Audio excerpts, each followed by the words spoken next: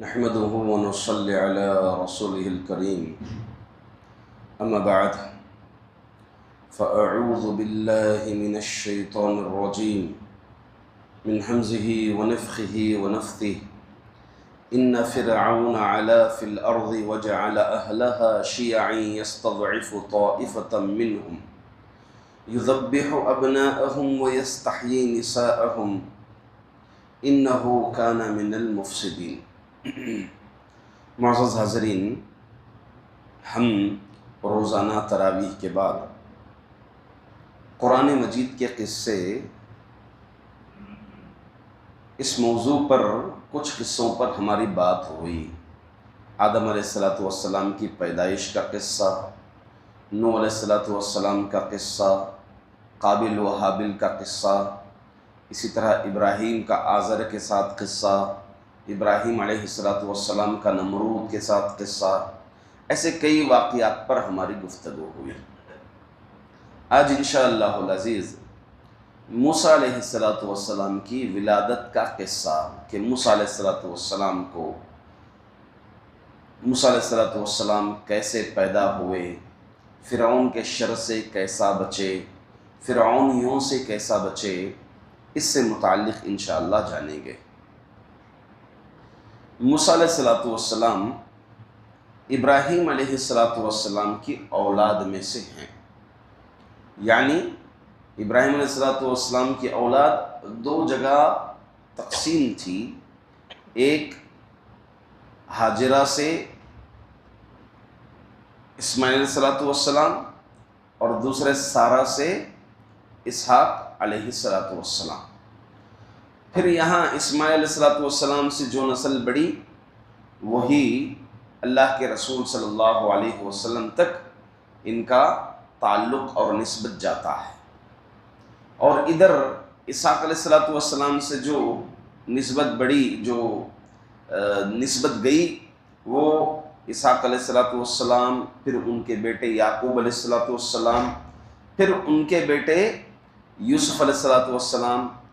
یوسف علیہ السلام حضرت موسیٰ علیہ السلام کو پردادا لگتے ہیں، پردادا یعنی موسیٰ علیہ السلام کے دادا کے ابا یوسف علیہ السلام، ان کے ابا یعقوب علیہ السلام، ان کے ابا اسحاق اور ان کے والد ابراہیم علیہ السلام۔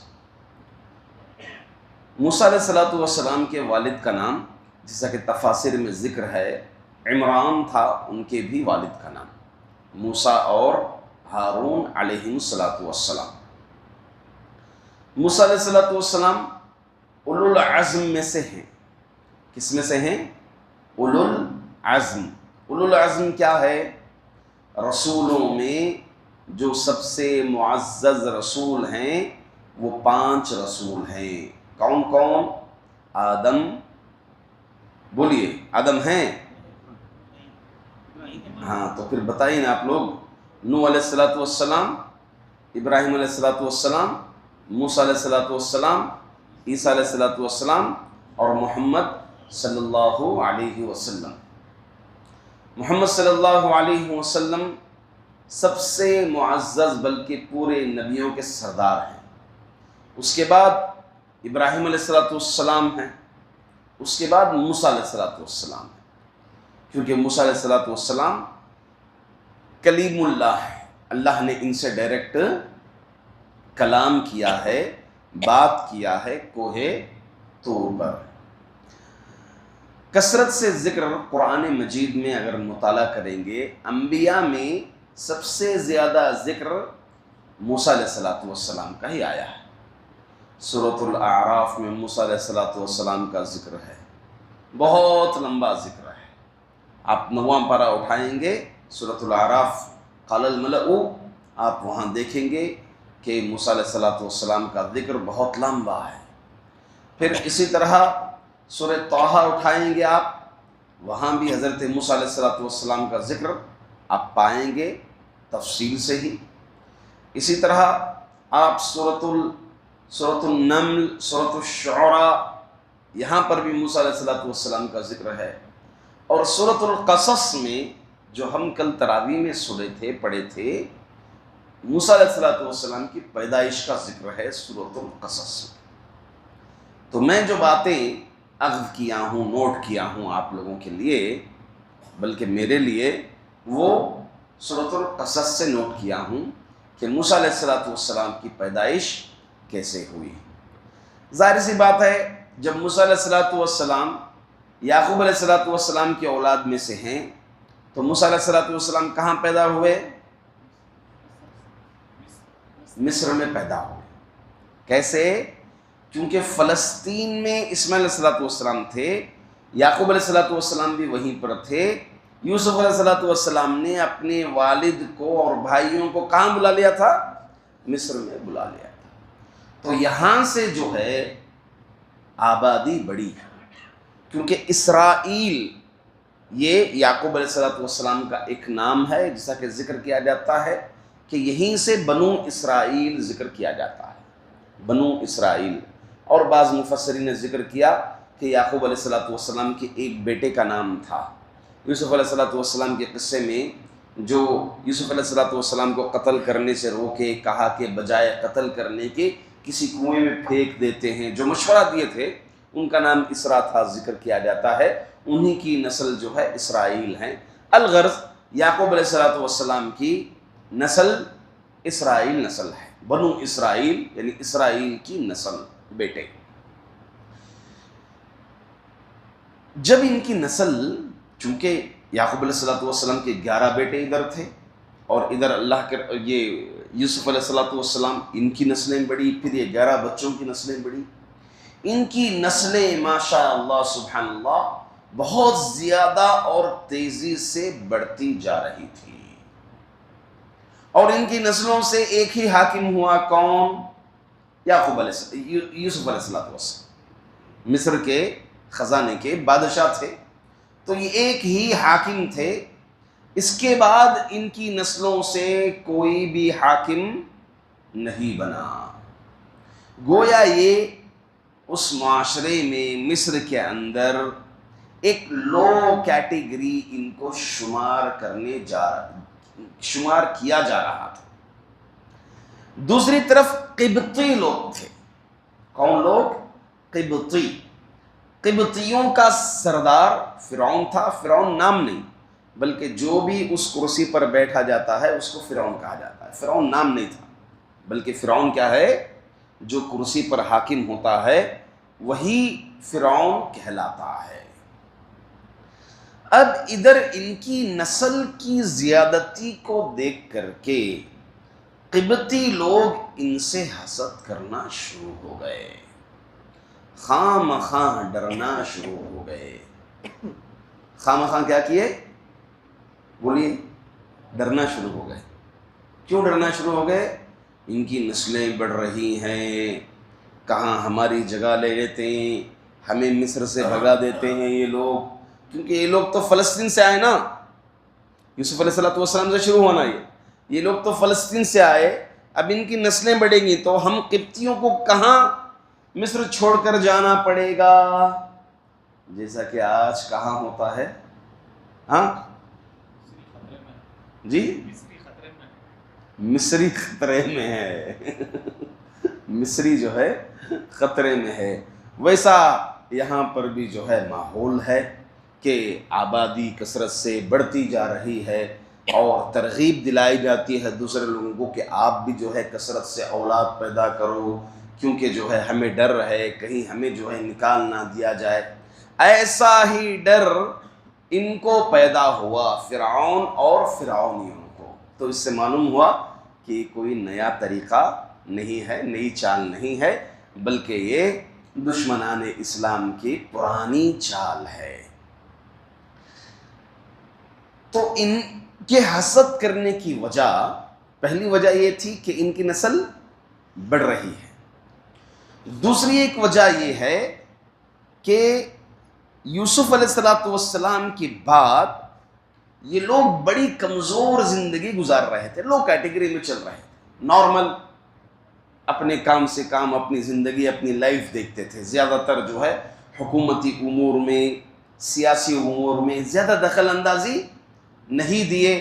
تو کوئی حاکم آیا ہی نہیں. اگر کوئی آتا تو ان کی ویلیو ہوتی تھی معاشرے کے اندر, تو کوئی لیڈر آیا ہی نہیں.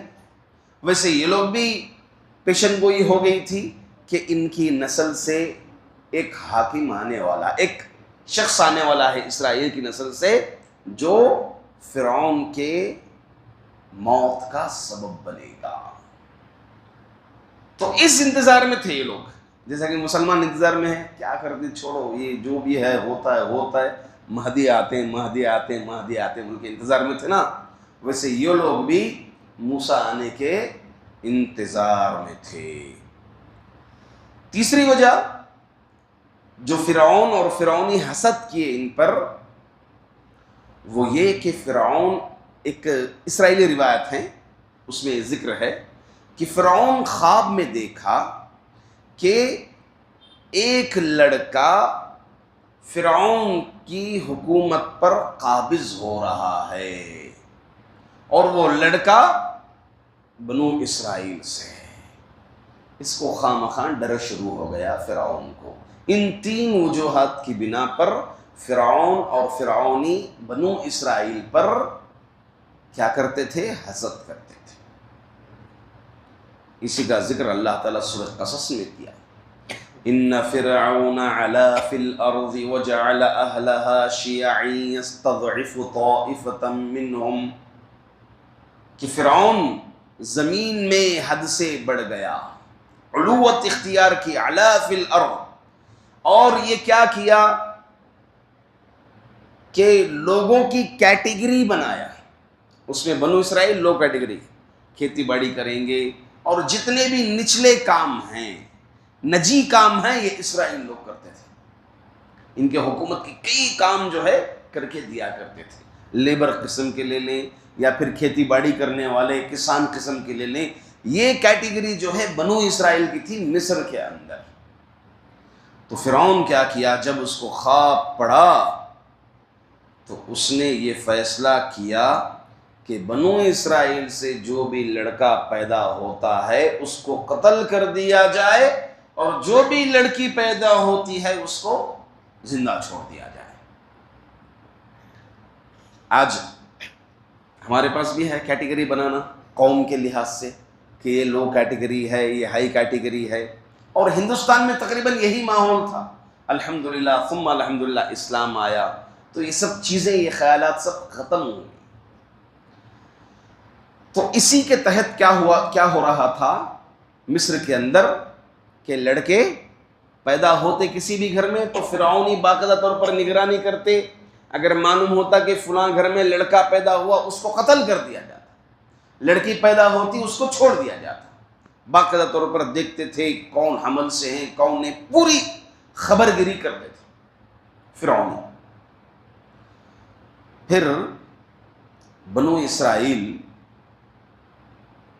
کی ٹیم فرعون کے پاس گئی, کہا کہ دیکھو ہم لوگ بوڑھے ہو رہے ہیں اور ہماری نسل سے, ہمارے خاندان سے کوئی جوان نہیں ہے.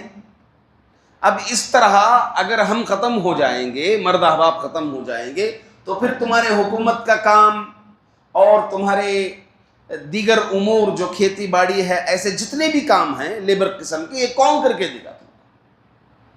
تو فرعون اس مشورے کو لیا اور پھر اپنے درباریوں کے سامنے رکھا. درباریوں میں مشورہ یہ طے ہوا کہ یہ بات بالکل صحیح ہے, غور و طلب ہے, غور و فکر کی بات ہے, لہٰذا کوئی قانون اپنایا جائے. تو قانون یہ بنا کہ 1 سال بچوں کو قتل کیا جائے گا اور دوسرے سال چھوڑ دیا جائے گا. 1 سال کیا جائے گا, لڑکے پیدا ہوئیں گے قتل کر دیا جائے گا, دوسرے سال اگر پیدا ہوں گے تو انہیں چھوڑ دیا جائے گا. وَنُرِيدُ أَن نَّمُنَّ عَلَى الَّذِينَ اسْتُضْعِفُوا فِي الْأَرْضِ وَنَجْعَلَهُمْ أَئِمَّةً وَنَجْعَلَهُمُ الْوَارِثِينَ. اللہ رب العزت اس کا ذکر کیا ہے. اب دیکھیں, جو رب العالمین کسی کام کو کرنے کا ارادہ کر لیں تو کون ہے اس کام سے روک سکے. جب اللہ کسی کام سے منع کرنے کا ارادہ کر دے تو دنیا کی وہ کون سی طاقت ہے جو اس کام کو کر گزرے. سبحان اللہ, اللہ رب العزت کا کرنا ایسا ہوا کہ جس سال بچوں کو زندہ چھوڑ دیا جاتا تھا، قتل نہیں کیا جاتا، اسی سال موسیٰ کی ماں، ان کا نام مختلف ذکر کیا گیا ہے، الغرض صحیح روایات سے نام نہیں معلوم ہوتا ہے، موسیٰ ہارون کو جنتی ہیں جس سال بچوں کو زندہ چھوڑ دیا جاتا ہے، ہارون کو جنتی ہیں، سال کے تقریباً یہ ذکر کیا گیا ہے، سال کے وہ سال جس سال آخری مرحلہ چل رہا تھا، ان دنوں میں جو ہے ہارون کی پیدائش ہوئی، ہارون علیہ السلام پیدا ہوئے۔ پھر ایسا کرنا ہوا کہ کچھ ہی مہینے بعد موسیٰ علیہ السلام ان کی ماں جو ہے موسیٰ کے حمل سے ہو گئی، کچھ ہی مہینوں کے بعد موسیٰ کے حمل سے ہو گئی، اور اللہ رب العزت کا کرنا ایسا ہوا کہ کوئی فرعون یا دیکھنے والا یہ اندازہ نہیں لگا سکتا تھا کہ واقعی یہ حمل سے ہے یا نہیں ہے۔ اللہ رب العزت اس طرح سے اس معاملے کو رکھا گیا، تو کسی کو نہیں معلوم کہ موسیٰ جو ہے حمل سے ہیں۔ اس کے بعد اللہ رب العزت جب موسیٰ دل ہی دل میں ڈر رہی تھی، گھبرا رہی تھی، پریشان ہو رہی تھی، تو اللہ رب العزت موسیٰ کے دل میں یہ بات ڈال دی کہ موسیٰ اگر پیدا ہو جائے، موسیٰ کو ایک ڈر بھی تھا کہ اگر لڑکا پیدا ہو جائے گا تو ظاہر سے بات ہے میرے بچے کو قتل کر دیا جائے گا، اب ماؤں کی محبت ہوتی ہے، میلان ہوتا ہے، ڈر تھا، تو اللہ رب العزت دل میں یہ بات ڈال دیا تھا موسیٰ کے کہ اگر لڑکا پیدا ہو جائیں تو اس کو دریائے نیل میں ڈال دیا جائے، کیونکہ عمران کا جو گھر تھا موسیٰ علیہ السلام کے والد، وہ ندی کے دریا کے ایک اونچائی پر تھا، جہاں سے پانی بہہ کر کے دریائے نیل کا تقریباً فرعون کے محل کے پاس جاتا ہے، ایسا ہی تقریباً معاملہ تھا۔ تو بہرحال جب پیدا ہوئے موسیٰ علیہ السلام، کسی کو خبر نہیں، بات کو گھر کے اندر ہی خفیہ رکھا گیا، موسیٰ علیہ السلام پیدا ہو گئے، پھر جو ہے موسیٰ باقاعدہ طور پر موسیٰ علیہ السلام کو دودھ پلاتی تھیں۔ اس کے بعد فرعونیوں کو اس بات پر شک ہوا، ڈاؤٹ ہوا، ظاہر سی بات ہے ہوئے گا، معاشرے کا جائزہ لینے والے، تو یہ کیا کیے، اچانک سے تلاش کے لیے، تحقیق کے لیے نکل پڑے۔ موسیٰ یہ بات جو اللہ تعالیٰ دل میں ڈالا تھا، پہلے ہی سے ایک صندوق بنا کر تیار کر لیا گیا تھا، ایک صندوق بنا کر تیار کر لیا گیا تھا۔ تو پھر جیسے ہی موسیٰ علیہ السلام کی اطلاع کے لیے شاہد نکلے، یہ لوگ آئے، تو فوری طور پر اس صندوق میں موسیٰ کو رکھ کر کے دریائے نیل میں چھوڑ دیے ان کی ماں۔ اس طرح بہتے بہتے بہتے وہ صندوق اس پار گیا جہاں پر جس ندی کے کنارے شاہی خاندان کی، بڑے بڑے خاندان کی عورتیں وہاں پر نہایا کرتی تھیں۔ اچانک وہ بند صندوق وہاں گیا اور وہ عورتیں اس صندوق کو لیں، اگر وہ کھول دیتی تو ظاہر سی بات ہے بچہ کہاں جاتا، ڈائریکٹ فرعون کے پاس جاتا، معاملہ کیا ہوتا، قتل ہوتا۔ تو دیکھیے وہ لوگ نہیں کھولے، کیوں نہیں کھولے؟ کہ انہیں اس بات کا خدشہ تھا کہ اس میں کوئی خزانہ ہے، صندوق بند صندوق ہے، وزن ہے، تو کیا سمجھیں گے بھائی، فوری طور پر کیا سمجھیں گے؟ بند صندوق اگر کسی شکاری کو بھی مل جائے، بند صندوق ملتا ہے تو سب سے پہلے ڈاؤٹ جو ہے ادھر ہی جاتا ہے، یا پھر کوئی زمین کی کھدائی کرے، بند صندوق ملے تو سب سے پہلے ذہن کا آتا ہے کہ اس میں کچھ ہیرے جواہرات ہیں۔ اب اگر یہ بنا کھول کے لے جاتی تو ہو سکتا دربار میں شک کیا جائے کہ تم نے کچھ اٹھا لیا ہے، اس میں سے کچھ لے لیا ہے، خزانہ شاید تم نے کچھ لے لیا ہے، اس لیے یہ معاملہ ہی نہ آئے، یہ ٹینشن ہی نہ آئے، جیسے بند صندوق ملا ویسے بند صندوق پہنچا دیا جائے۔ تو یہ لوگ لے کر گئے سیدھا آسیہ علیہ السلام کے پاس، جن کا نام حدیث میں ذکر کیا گیا، آسیہ علیہ السلام کا۔ اب ادھر فرعونی آئے تو ڈاؤٹ کسی بھی طرح سے ان کو محسوس نہیں ہوا اور محسوس ہونے بھی نہیں دیا۔ اب یہاں بہتا ہوا صندوق پہنچا، آسیہ علیہ السلام صندوق کو کھولتی ہیں، اس کے اندر ایک بچہ خوبصورت سا بیٹھا ہے، پڑا ہوا ہے انگوٹھا چوستے ہوئے۔ سبحان اللہ، قرآن کریم کی آیت ہے وَأَلْقَيْتُ عَلَيْكَ مُحَبَّةً مِّنِّي، کہ میں نے جو بچے کو دیکھ لیں وہ آسیہ علیہ السلام کے دل میں محبت اللہ رب العزت نے اجاگر کر دی، اور یہ بے اولاد تھی۔ محبت موسیٰ علیہ السلام کا یہ حال انگوٹھا چوستے ہوئے اس عالم میں دیکھ کر کے علی الفور دربار میں فرعون کے پاس گئیں، اور فرعون کے پاس قرآن کریم اس کا نقشہ کھینچتا ہے، قرۃ عین لی ولک لا تقتلوا عسى ان ينفعنا او نتخذہ ولدا۔ وہ گئی اور جا کر کے کہا کہ یہی بچہ ہوگا، کیا ضروری ہے، یہی بچہ ہوگا، یہ کیا ضروری ہے جو تیرے قتل کا سبب بنے گا، لہٰذا تو کیا کر، اس کو قتل مت کر، ہو سکتا ہے اس بچے کو تو اور میں جو ہے رکھیں گے، یہ تیری اور میری آنکھوں کا ٹھنڈک بن جائے، یا پھر تو اور میں مل کر کے اس کو اپنا اولاد ہی بنا۔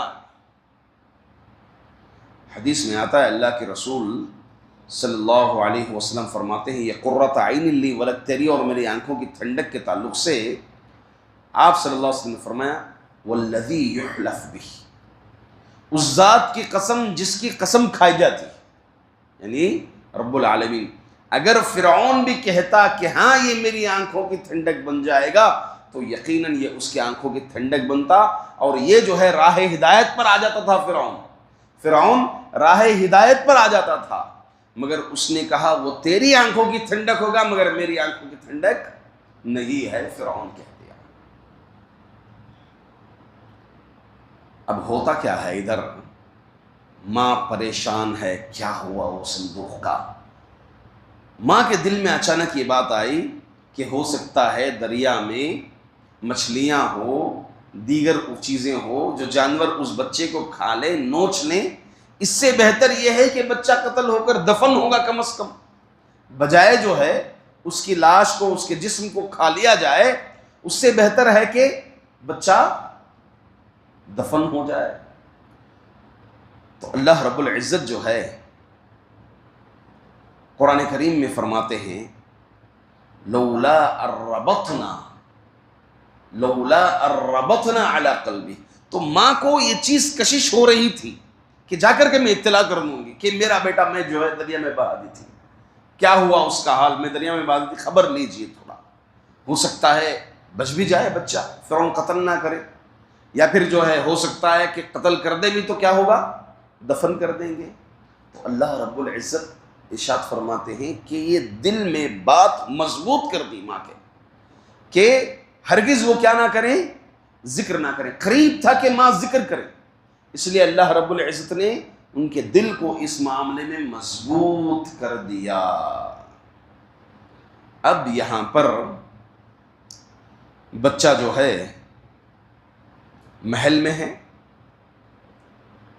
محل میں معاملہ کیا چل رہا ہے کہ فرعون تو کم از کم یہ بات طے کر لیا قتل تو نہ کیا جائے اس بچے کو، اب محل میں یہ بچے کو دودھ پلانے کا مسئلہ آ رہا ہے، کسی عورت کے سامنے بھی لے جائیں محل کی، آسیہ جو ہے آرڈر کی تھی، حکم کی تھی کہ اس کو کوئی دودھ پلائیں، تو کئی عورتوں کو لایا گیا، تو مرضیہ عورتوں کو کئیوں کو لایا گیا، کسی کے پاس بھی بچہ دودھ پینے کے لیے تیار نہیں، ادھر سے ادھر، ادھر سے ادھر، ادھر سے ادھر، معاملہ جو ہے محل میں یہی معاملہ ہو رہا ہے کہ اب اس کے لیے کسی نہ کسی طرح دودھ کا انتظام کیا جائے۔ ادھر ماں کا معاملہ، ماں کی تڑپ ہے، ماں جو ہے تحقیق کے لیے بیٹی کو بھیجتی ہے، اور وہ بیٹی بڑی چالاک تھی، بڑی ہوشیار تھی۔ دیکھیں ایسے امور میں خصوصاً ہوشیار بچوں کو بھیجنا چاہیے، جو بچے پورا حقیقت بول دیتے ہیں بہت مشکل ہو جائے گا معاملہ، ہاں پوری سادگی کے ساتھ حقیقت بول دیتے ہیں، وہ مشکل ہو جائے گا۔ موسیٰ کی بہن بڑی چالاک تھیں، یہ جو ہے موسیٰ بھیجی کہ جاؤ جائزہ لو کہ واقعی کیا معاملہ ہے، کہ موسیٰ کا معاملہ کیا ہے، موسیٰ کے ساتھ کیا ہو رہا ہے، کیا زندہ ہے یا نہیں ہے، معلوم کرو اس بات۔ تو بچی گئی دریا اس طرف ڈھونڈتے ڈھونڈتے ڈھونڈتے ڈھونڈتے ڈھونڈتے محل تک جو ہے بچی پہنچ گئی۔ هل ادلکم علی اہل بیتی یکفلونہ لکم وہم لہ ناصحون، قرآن کریم کی آیت سورہ قصص کے اندر۔ اب ادھر محل میں سب لوگ دودھ کو پلانے کے معاملے کو لے کر پریشان ہیں، تبھی وہ بچی دیکھتی ہے، دیکھ کر کہتی ہے کہ کیوں نہ ہم ایسا کریں، اس بچے کو میری ماں چونکہ رضاعت میں ہے۔ کیوں رضاعت میں ہے؟ کیونکہ ہارون بھی ادھر پیدا ہوئے ہیں، آلریڈی وہ ہارون کو دودھ پلا رہی ہیں، تو کہا کہ میری ماں آلریڈی دودھ پلا رہی ہیں، میری ماں کو میں اگر ہو سکے تو آپ لوگ اجازت دے تو ان کو لے آؤں گی، ہو سکتا ہے کہ ان سے دودھ پی لے۔ تو اس کے بعد یہ تحقیق کرے کہ تیری ماں کو دودھ کہاں سے آیا، پھر بات یہ معلوم ہوئی کہ ہارون جو پچھلے سال پیدا ہوئے تھے ان کی رضاعت میں ہیں۔ اس کے بعد جو ہے کہا گیا کہ جاؤ تمہاری ماں کو لے آؤ، ان کی ماں کو لایا گیا۔ تو بچے کو جیسے ہی موسیٰ کو قریب کیا گیا، موسیٰ جو ہے دودھ پینا شروع ہو گئے ان کی ماں کے پاس۔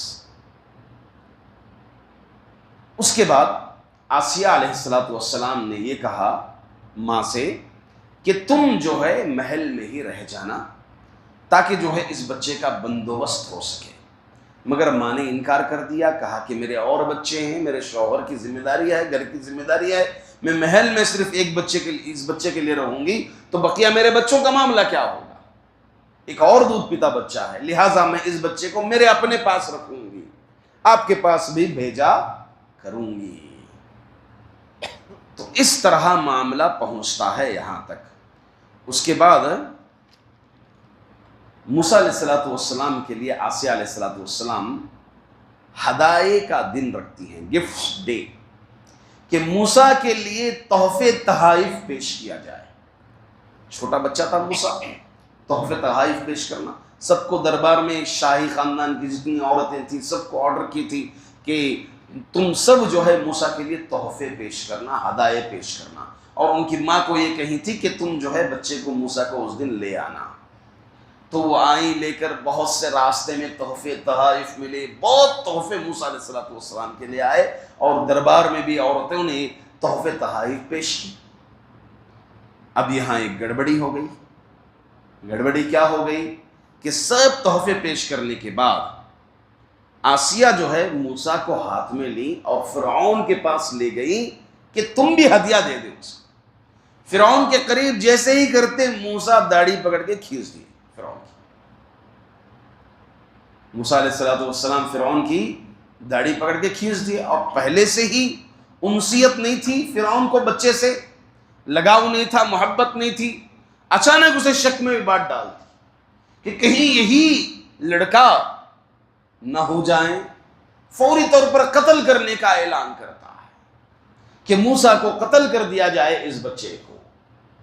فوری طور پر آسیہ علیہ السلام جاتی ہیں اور کہتی ہیں کہ آپ کو کیسے معلوم کہ یہ لڑکا اتنا ہوشیار ہے؟